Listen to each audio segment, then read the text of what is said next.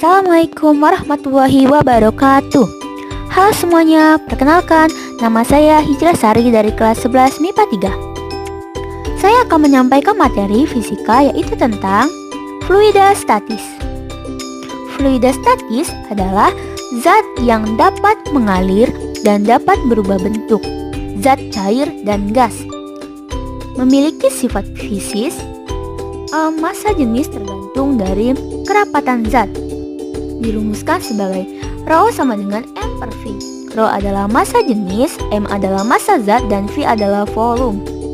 Yang pertama ada tekanan, dirumuskan sebagai P sama dengan F per A. P adalah tekanan, F adalah gaya tekan, dan A adalah luas tekanan. Berikut adalah contoh dari tekanan.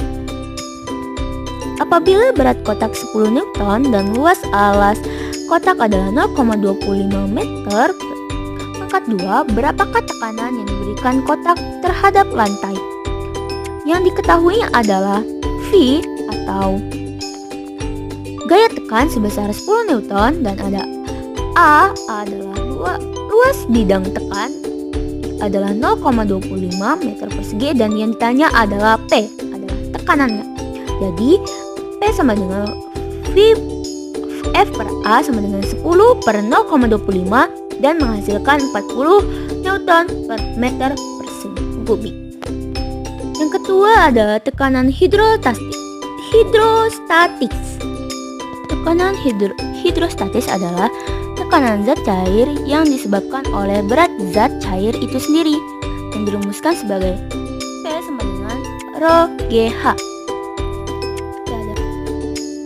P adalah tekanan hidrostatis, Rho adalah massa jenis zat cair, G adalah percepatan gravitasi, dan H adalah kedalaman dari permukaan zat cair. Seperti kita lihat pada gambar, seperti H itu adalah kedalaman ikan dari permukaan. Contoh dari tekanan hidrostatis.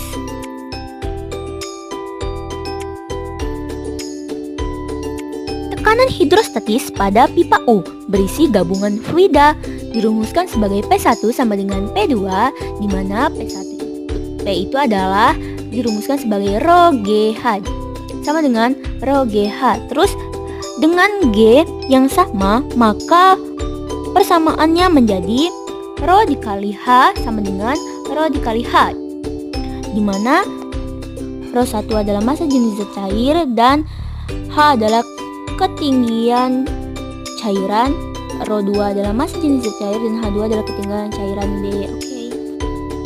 Contoh dari tekanan hidrostatis pada pipa U berisi gabungan fluida.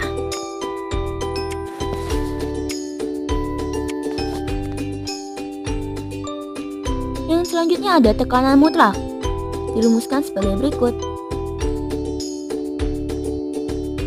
Keempat ada tegangan permukaan zat cair. Kecenderungan zat cair untuk meregang sehingga permukaan seperti ditutup oleh sesuatu lapisan elastis. Contohnya ada silet yang terapung di air walaupun massa jenisnya lebih berat daripada massa jenis air.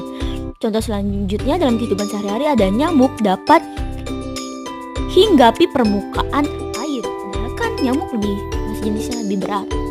Dirumuskan sebagai berikut.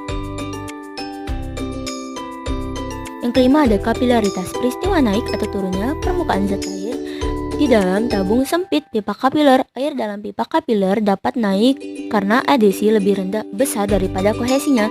Contohnya dalam kehidupan sehari-hari ada air yang menyerap pada dinding dan air yang menyerap pada kain. 6 ada viskositas, adalah gerakan dari lapisan fluida akan menimbulkan gesekan. Disebut viskositas. Ukuran kekentalan pada zat cair dirumuskan sebagai berikut. Selanjutnya ada hukum fluida statis. Yang pertama ada hukum Pascal yang berbunyi tekanan yang diberikan pada suatu fluida dalam ruang tertutup diteruskan tanpa berkurang ke setiap titik dalam fluida dan dinding bejana. Contohnya adalah penerapan dongkrak hidrolik, mesin hidrolik, dan mesin hidrolik pengangkat mobil dirumuskan sebagai berikut. Yang kedua ada hukum Archimedes.